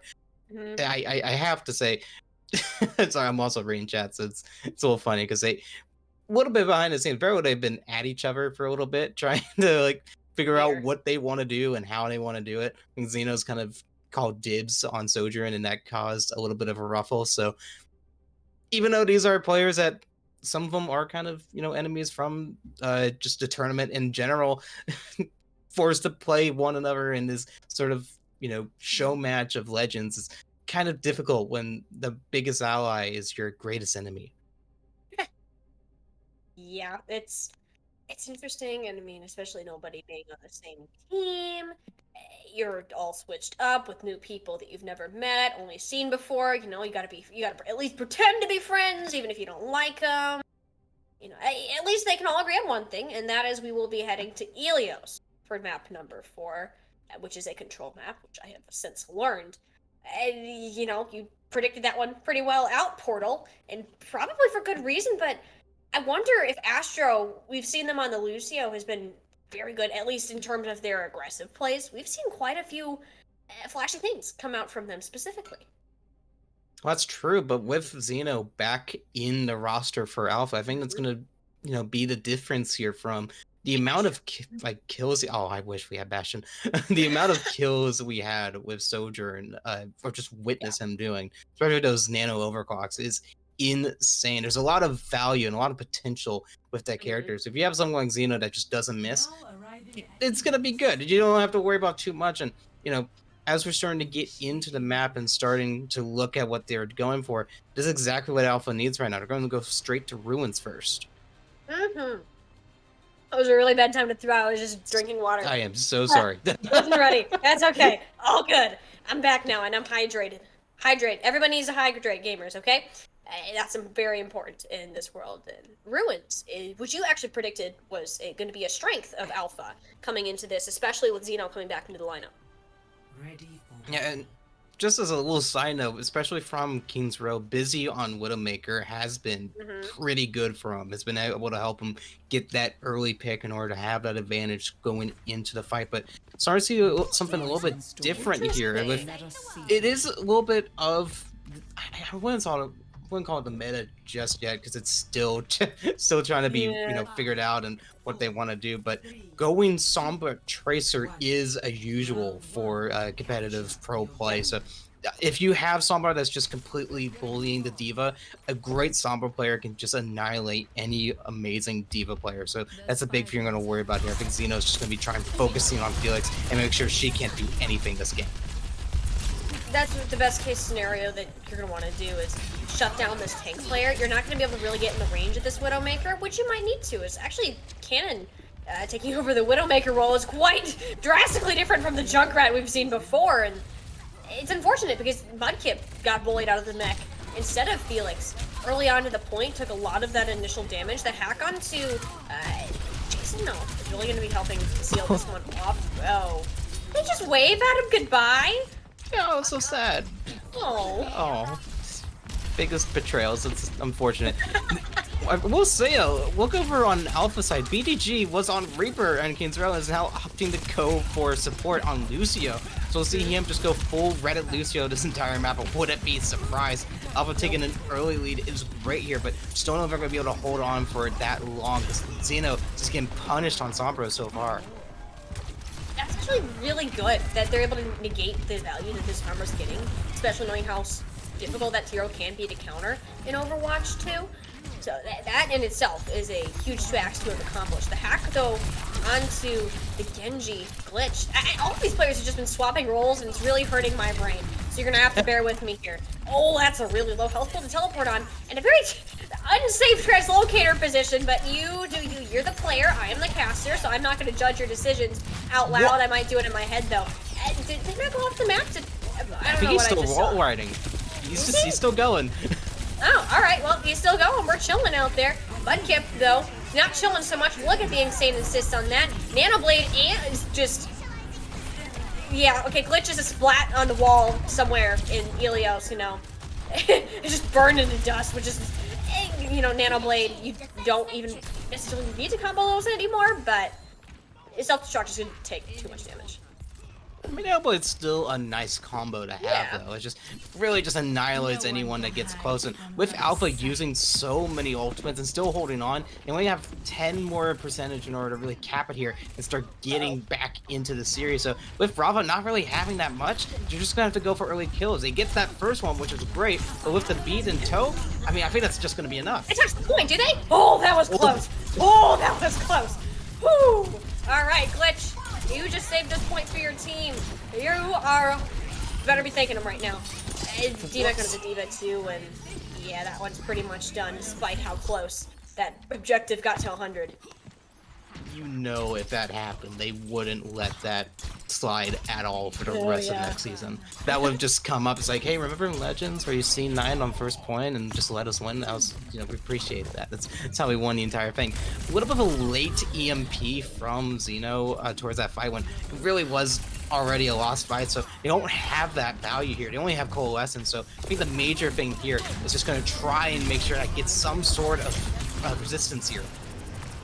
You're gonna try, but it's quite challenging with the Graviton Surge locking your team into place, and then that Coalescence just had to be used defensively. You couldn't even really move up off of it. Thankfully, Xeno's able to get something done with that elimination out of the Widowmaker. With your D.Va being maxed and several players low, you still don't have the ability to move in. Felix gets that kill with 2 HP and lives to fight another day. It's absolutely insane that you're able to kind of get away with that. The hack on the Mudkip, though, extra damage to be taken. But thankfully the bubbles do counteract a lot better. But Busy's back in the fight already.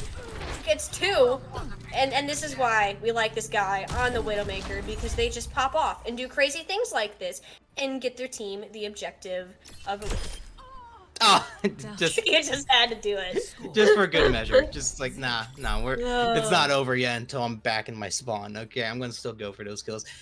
Interesting to see Alpha, you know, finally starting to get a little bit more value in these fights. As King's Row was just a little bit unfortunate here. They were trying to do shatters here, have some great ultimates from BDG on Reaper, great shots from Busy, but they were all a little bit uncoordinated. Where yes, those kills would happen, but by the time, you know, Bravo would have a say in it and try and respond to it, they would be able to outmaneuver and just outkill Alpha. So now Bravo a little bit on the back end here of this fight, and now a little bit of changes here. Seeing that Mudkip's going to go for Orisa over on Will, I think that's going to be a little bit of a better choice here. Would be I would miss if there isn't any pit kills from Orisa. Some of my favorite things to do on tank line here. So if we get just that little bit of value where you just not come into the void just a little bit of time, I think that's something needed for Legends.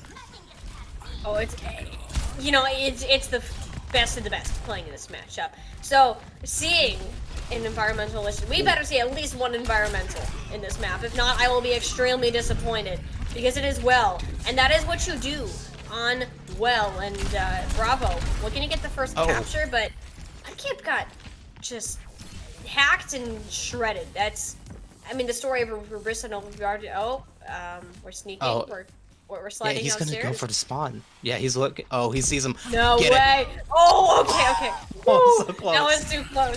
If you just waited a tiny bit longer, that Ana was beyond the point of return, maybe you could have gotten it. Yeah, but look right now, even though Challenge Bravo lost their Orisa for a while there, Alpha wasn't able to push in and try and, you know, just out damage and out HP what Bravo had, which I feel like they really could have, they really want to try for, but Alpha playing a little bit more conservatively, trying to get that value to make sure they didn't get that second point, but losing so much value so quickly that you're just like, what was the point of waiting? It's just, we'll just die now, I think is a better choice. Like, we'll just rush in and not have that damage for us. I mean, you just don't have it anymore. BDG actually went down really, not BDG, Jason went down really early there, so the fact that BDG is able to do pretty well in that. Oh, we're switching? No. I just thought about it. Just a little cheeky hack, and with Lucio being very aggressive again, you just want to be careful. Oh, just out-boop him. Out-boop him. Don't worry about it. We're just going to have that solo fight while everyone else fights on point. I mean, I would say Lucio diff, but you had a large assist from the Sombra, so I can't quite give you that praise. Felix, though, shutting down that was a very interesting point in time to... That counts. Yeah. Alright, see ya. See ya, Cannon's going for a swim off the coast of Greece. You know, it's the nice weather this time of year. Not so much where I live right now. I think it's pouring rain outside. Felix, on the other hand, is looking pretty good on the point. Definitely enjoying the nice sunset. Or maybe it's dawn. Who knows? Either way, this team is able to flip this point back around. And 94% still gained for Bravo on the other side. It is, but look at Alpha right now. They have all of their ultimates, so as long as they don't, blow everything on one fight like they've done in the past, I feel like they can use that in rotation and just, keep at it with Bravo until, they cap it over and tie up the map in order to try and get it back to match point and get this series over with. Ooh! Okay, we're Sleepy Orisa, Sleepy time. It doesn't get hit with the EMP, but the remainder of their team, however, does. That extra damage boost, EMP win fights. Saga continues, story exactly the same. Might as well just close this book and open it up to a new page, take a new route. Yeah, Mudkip just being a punching bag at this point, just trying to get out with some value. He already has his ultimate, so there's no real incentive for him to keep the fight going other than just trying to get those late picks and have some sort of stagger if they just sit and spawn for too long, I guess. That's what we're trying to go for. But with Alpha only using one ultimate and Bravo not really having anything in backup, they really just have to use this fight to get ultimates back up for that last overtime fight. Yeah, ideally, all you need is that one fight to win. And that play actually was countered out incredibly well. However, the Sombra did spot out Glitch early on in that engagement when they teleported up to the high ground. Now it's up to the Terror Surge to get something done. And you're not going to find anything. Any health that was taken away has been recently compensated for, courtesy of BDG. With the Sombra, almost actually goes off the side again. No boost now, and the hack onto the Orisa. Mudkip, you're not feeling too good. Look at the amount of assists, and no way Alpha has turned this one back around and put their team in a map 5 position. As Bravo is absolutely nowhere in sight of the objective, and that's going to be all she wrote for map 4 and map 5. We're just ready for you. Bring it on. That's unfortunate. I thought Bravo was able to hold on just for a little bit longer there, but I think they just had too many ultimates, too much sustain in that last fight. They just weren't able to have the touch, that overtime that they needed in order to keep them in it. But with that being said, that does bring us to a new push map in order to really fully decide who's going to win it here. I mean, for such a match with really good players, the best we have in the league, you'd kind of be disappointed if it didn't go to 5 match. So we're not seeing a 3-0. It's very exciting. But before we see the exciting conclusion of the series, we will be taking yet another water break because my throat is killing me. And I hope you guys hydrate as well, because hydrated gamers are good gamers. So we'll see you on the other side of another short break.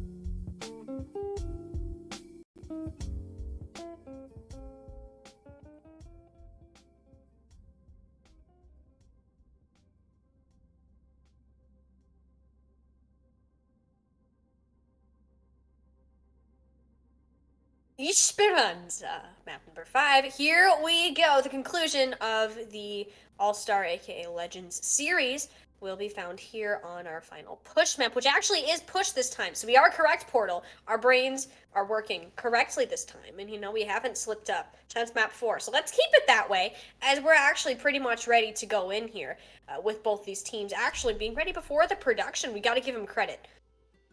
But it wasn't on accident, though.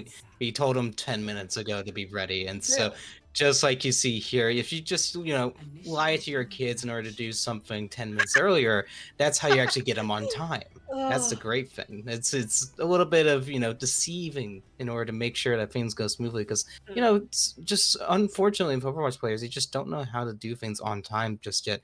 Kind of like in general, we've seen of these teams where loads of ultimates are be online and we're ready, and then by the time is over, we see 3 of them still waiting for the next round. You just gotta make sure you get all of your value out, just throw down everything to make sure everything works. And now that everyone's all ready and warmed up and got their practice pitches in, they're gonna have a great scramble for this map 5. A great scramble. We're actually welcoming a new player to the scramble. Capanemo. Capanemo. There we go. Capanemo. What a fun name, joining us on the Kuriko. Interesting way to start off here. But looking at these two teams, personally looking at these, I feel like there's one composition I would favor slightly over the other here. Yeah, Alpha having Ana, Kiriko, and also just Zeno on Sojourn just in general, I think it's going to work out a little bit better. Bravo going for Lucio Zen is an okay combo. You just don't have a lot of healing, so you gotta make sure those fights last very, very quickly in order to get that value before the rest of your team just goes down, because without those heals, there's only so much they can do. The nice part is you have a Widowmaker, so she's definitely going to be a good tool for ending these fights quickly, but you also have a Mei and a Zarya in your front line, and sometimes those heroes can take a bit to really start to burn them down. It's a very interesting map because it's so large. There's so many angles to attack at, which is also, it's both a blessing and a curse. In organized team play, it's a great map because you have so many options of where you can go, and you're not isolated in the corner. It's already, H team is already traded out, and I say you're not isolated, but they have elected to put themselves in a very tight position while while that's been happening. Mudkip finally scouted out that the robot started to move away from their exact direction, but Zarya, go Burr, and Robot as a turnaround on its toes. Yeah, he's already got up to 60 charge on Zarya, which is great, because with this new Zarya changes, it was a little bit for like the first couple of areas where people were still trying to figure out, like, they can't always be shooting now. They have to make sure that they hold back against Zarya, so she's able to get charged a little bit quicker than she usually do in Overwatch 1. So just to be able to get that charge is essential, and with Mudkip just being so aggressive and forcing that damage out, he's able to get it back up to 60 very quickly. Incredibly quickly, but welcome Captain Nemo to the Super as they take 2 heads off with the kunai, which is actually really impressive. These things are incredibly difficult to aim with, so 2 to the head is not a feat to be ignored. Yeah, it's really difficult, and it's nice that, getting 180 damage from a support line is amazing whenever they start hitting those shots. I think we've seen those a little bit more often as Overwatch 2 starts getting older and players start getting more used to her kunais, that those 2 taps that you see with Zen are going to be mimicked with Kiriko. But with what we've got right now, only ultimates are on Bravo's side, so even though they're down just a little bit, with that grab and snowball, I mean, it's just going to go right back in their favor.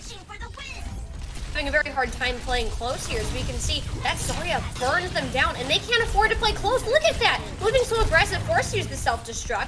The bubbles from Mudkip will keep players up, but losing TTV social security number X Koala 0, as we learned that was their name in the break.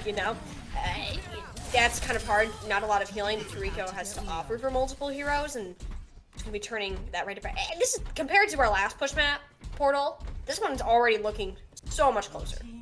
Yeah, it's just back and forth for both of these teams, but right now I'm just kind of dumbfounded by the fact that each team's only using 1 ultimate and not really using their entire arsenal in order to hold them out here. You're not on a defensive pusher. You need to have some sort of value to get to that first point.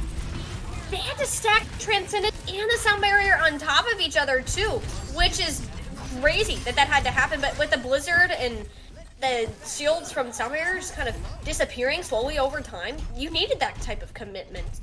As well, it paid off. Look at that. You're able to get this first checkpoint, as well as the quick spawns for Jason, who you lost earlier on, as these players kind of stagger themselves out a little bit. And I wonder if it's the difficulty of taking these fights in the face of Azaria.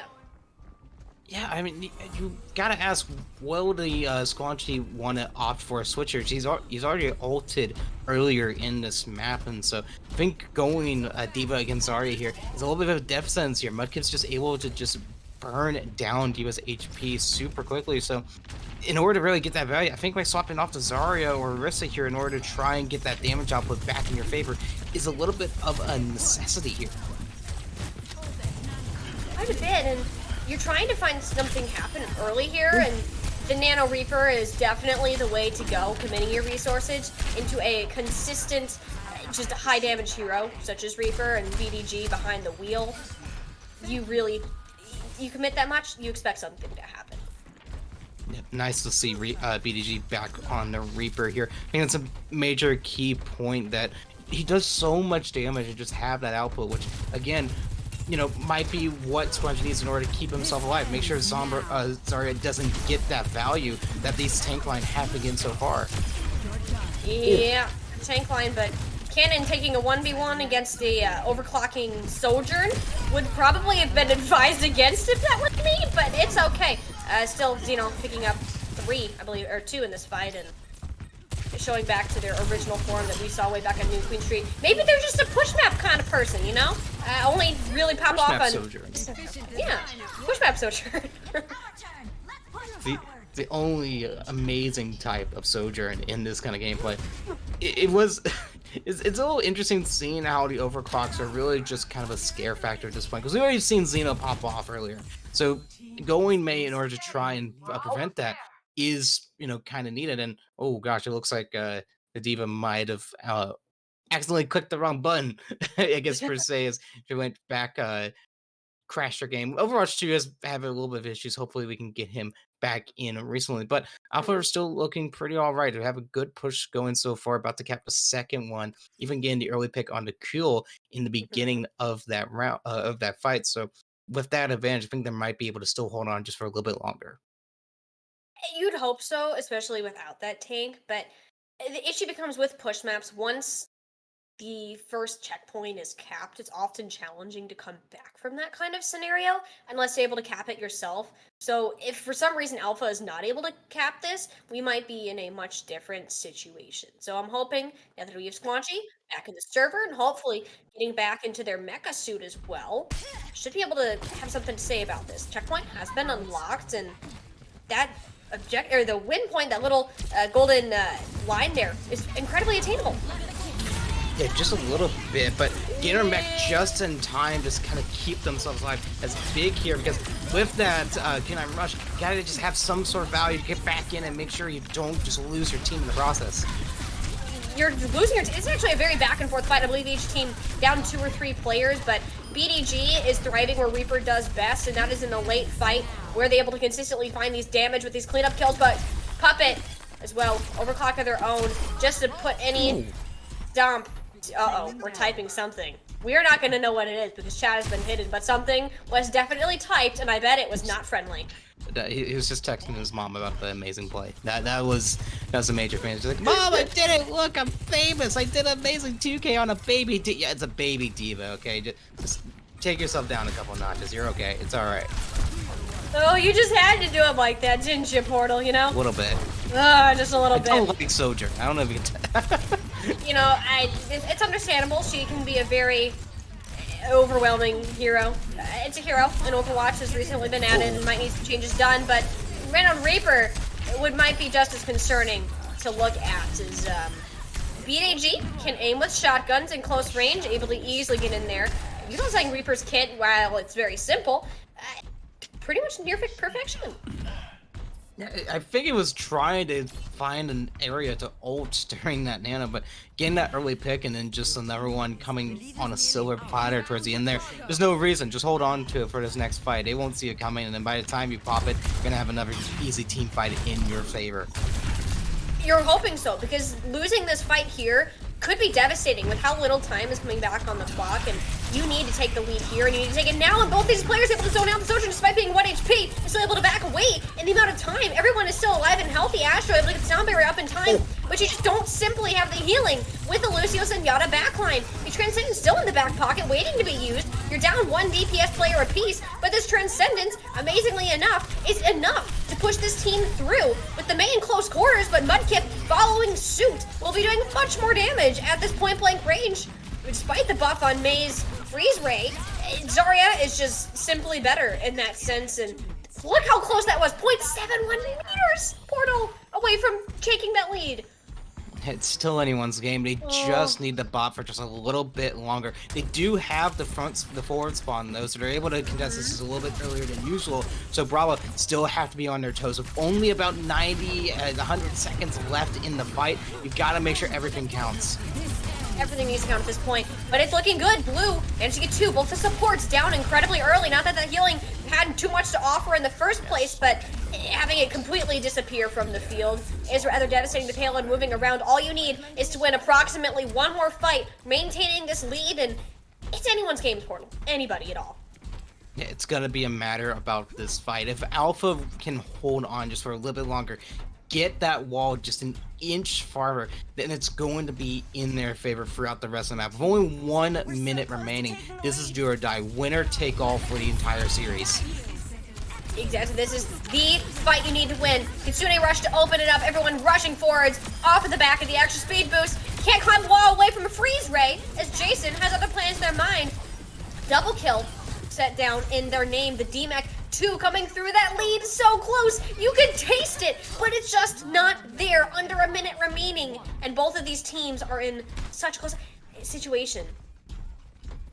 Right, but it is still in Alpha's favor here because that fight ended very, very quickly. They still have that forward spawn. Look, everyone's already back here and ready for this next fight. So Bravo have only to win 1 more fight, while Alpha maybe needs to win the next 2 in order to stay in it and get that win.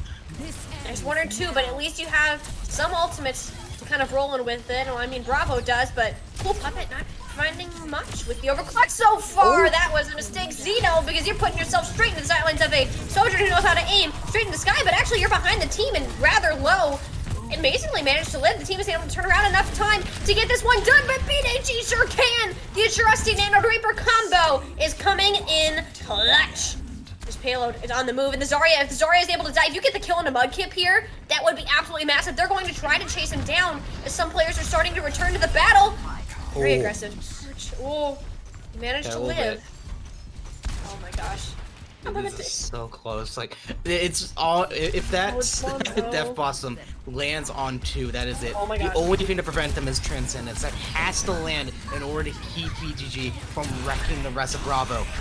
They're going to do it, BDG, they get 3! It's already over, Cannon! Not there with the Transcendence, was chilling behind the team, the Transcendence is there, but it is too little, too late. Sit on the point, all high and pretty, but it is the end of your team as Alpha comes in on top.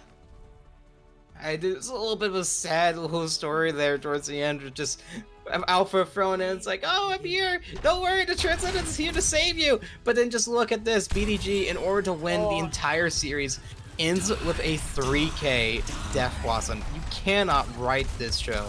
It is an amazing showing for both teams, but Alpha is able to pull it out in the end. You know what? Peak entertainment right there. Peak entertainment. Like, it went the distance. It went the true, absolute distance. And, you know, as much as it was, entertainment is not yet over, because we have some interviews coming right up for you. We'll get to hear from the members of Alpha and Bravo, get their thoughts on how this match has played out. Then give us just 1 moment, get these players in lobby, and we'll be back with some, hopefully, pretty fiery interviews coming in.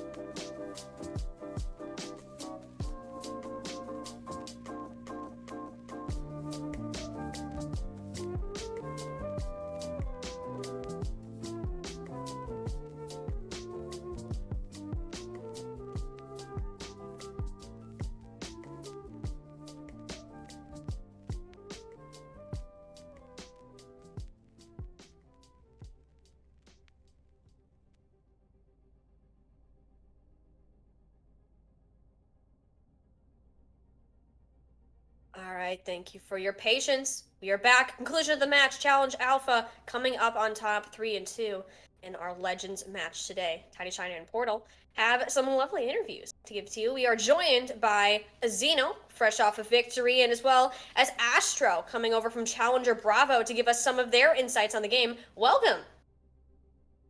Thank you for Hello, having thank us. you for having us. Hi. You know what? I mean, we'll start off here. And Zeno, really, you're coming off the win today, and especially you were in for the last map. I believe both of you were as well. You got to witness how close that map really was on push, how back and forth that went, and it really came down to the wire. Less than a meter was the difference between that win. How are you Yeah, really feeling about it? I was sweating, honestly. Like, uh, this match was really close in general, and maybe the second to last fight, I was like, oh no, I think we lost. But I just sat up in my chair. I was like, no, I don't go out that easy. I started calming a little more, and we just pulled it out in the end. True motivator for your team. And I mean, Portal, go ahead, as I know you had a question that you wanted to ask too here for these two players. Yeah, so on a side note about that, it's just like, really holding in and getting that, boots, pulling up your bootstraps and make sure everything goes in, and then you just let BDG carry. That's great. Very smart plays. That was Yeah. amazing here. But all joking aside, you had some amazing plays in the start hand. It was like, what really got you into those positions on a specific, if I can speak, specifically New Queen Street towards the beginning of the series? Oh, I just came into it, no warm up or anything. I said I'm gonna dominate this match, and I ended up popping off on Sojourn. And then I proceeded to do nothing on New Queens, or yeah, Circuit Royale. There you go. Yeah. I proceeded to do absolutely nothing. Well, Sojourn is tough, a little bit tougher on Circuit Royale, so it's perfectly fine because you showed your stuff in the rest of the series. Now, over to, I'm sorry, Astro. Yeah, that's her name. There's so many names in this. I keep, messing it up. Astro, during that series, you were talking about how there was a little bit of a side bet going on during Ilios. Can you explain what was going on and how that might have affected things that we saw? Yeah. So I was a little bummed that I didn't get to play Ilios. We all agreed Mhm. that we'd like sit one match out on the bench, and it just so happened that the Lucio one trick pony that I am got to sit out Ilios. Oh. So I bet Jason $5 that he would boot someone off the beginning of the map, like right off dropship. And he tried many times and he got very close, but he did not get the bag. Oh. I know, $5. Well, you need to hold on to it today, you know? It was a very entertaining sight to see, you know? Jason just hopping around the spawn. We almost saw it over onto the Ana players. They were respawning, which was very nice to see. And I know, Astro, talking about you a bit more on your Lucio experience. On Circuit Real specifically, I remember one point in particular when you guys were holding defensively on that second objective. You came up with, I believe, a 3K, just all in the spawn by yourself, up with your Sigma player as well, and that was Oh absolutely. yeah. How did that play kind of come up? Were you just guys like, we're going forwards, we have confidence, or you're just like, we're just better, we can just assert dominance here? We really wanted to just like play up in their face, and we ended up just chilling in that room right off to the side of where cart begins to get pushed. And me and J-Brox got stuck there for a minute and 20 seconds at the beginning of the game and didn't die. It took like 3 players or 4 players of them to come over and kill us. And I just couldn't stop laughing afterwards. I was having a blast all series. It was a lot of fun. The comms during that moment were were definitely Oh, something. they were hilarious on our end too. Like, there's 2 supports behind. We can't kill them. Oh, it's so Oh funny. dear. There's a lot of those moments, huh? Yeah, a lot of immortality with Bap and Kiriko there. Mm. Yeah, Yeah, that was, it was a moment to watch, that's for sure. I mean, ugh, Oh, is that the Circuit Real thing that yeah, happened? that's what we were talking about. Like, just neither one of them died the entire time, Yeah. and I think your Mhm. tank line was like, it's a 1v2. Sig only does so much damage, guys. I need some help. Well, thank you guys so much for joining us. Before you leave, we'd like to give you the floor for some shout outs. So we'll start with Astro here and off of Xeno. So, Astro, the floor is yours. Yeah, I'd like to shout out all of the members of the Funky Bunch this season. Dragon, Zomba, who couldn't be here tonight, unfortunately. And then BDG, Jason, Tiz, all awesome teammates. And also shout out our casters, Sam and Clayton. They are pretty cool too. They do some great casting. If you want to see any of our VODs, check it out over on Warlock SY on Twitch. It's really funny content and great if you want to watch any of the matches again. Better than me, at least. That's a side note, but that's not too hard. Now, Xeno, of course, over to you. Yeah, I got a few. Like, just shout out to the whole Alpha squad. Like, great, nice people to play with. Like, I really enjoyed my time. Shout out to Paradise Aegis too. Like, going from not winning a single game last season of Hyperion to winning every single one and ending up winning the championship. It feels great, and I wouldn't want to do it with anyone else. And during that time, I was playing with 2 teams. So shout out to my other team, Flashbacks, who's turned me into this player that I feel really good about myself whenever I play. And yeah. The words of a true Overwatch player, ladies and gentlemen. Thank you very much, Xeno and Astro, for joining us in this post-match interview. And thank you to all of you viewers coming out to support the Hyperion Legends event here at Hyperion Co. If you want to go ahead, follow the Twitch panel here, Hyperion Co., as well as the Twitter, same name as the Twitch. If you're interested in joining next season, go ahead, jump on the Discord, get yourselves in there, and we're looking forward to seeing you then. It has been Tiny Shiny and Portal to make any last remarks here today. I mean, I think the most, unique thing I do is they can follow me on Twitter at Born5 because I want to see forward Taken. And with that being said, I appreciate everyone for joining us. It's been an amazing night, and I believe we will have is it the Sunday. Okay. Sunday. Yes. And the next Legends match with the other side of the tournament will be on Sunday. And it'll be a blast, and you'll enjoy that just as much. Thank you, everybody. Have a great rest of your night. See you back here, hopefully on Sunday. GG's to Alpha. Have a great night.